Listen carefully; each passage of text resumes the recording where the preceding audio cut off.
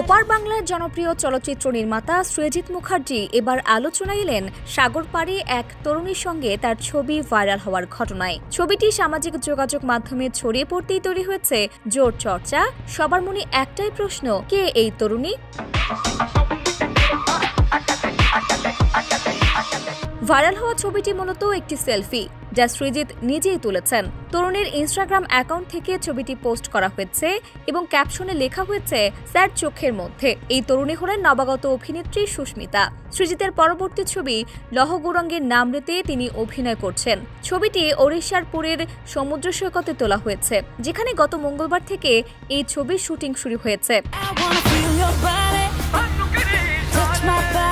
এর আগে মৃগয়া চলচ্চিত্রের একটি আইটেম গানে অভিনয় করে সুস্মিতা আলোচনায় এসেছিলেন। তবে এবার সৃজিতের সঙ্গে ছবি পোস্ট করার পর তিনি আবারও নেটিজেনদের মন্তব্যের মুখে পড়েছেন। এর একটি বড় কারণ হলো সুস্মিতার পোস্ট করা সেই ছবির কমেন্ট বক্সে সৃজিত নিজেই লাভ রিঅ্যাকশন দিয়েছেন, যা ভক্তদের মধ্যে মিশ্র প্রতিক্রিয়ার জন্ম দিয়েছে।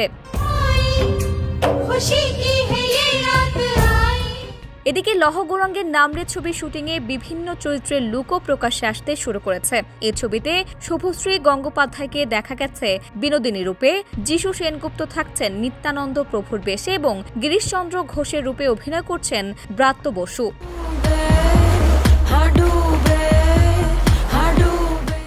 সৃজিত মুখার্জি পরিচালিত এই ছবিতে ৩টি ভিন্ন সময়কাল উঠে আসবে: শ্রী চৈতন্য, নটি বিনোদিনী ও গিরিশচন্দ্র ঘোষের জীবন। ছবিতে শ্রী চৈতন্যের ভূমিকায় থাকছেন দিব্যজ্যোতি দত্ত, বিনোদিনী চরিত্রে অভিনয় করছেন শুভশ্রী গঙ্গোপাধ্যায় এবং গিরিশচন্দ্র ঘোষের চরিত্রে দেখা যাবে ব্রাত্য বসুকে।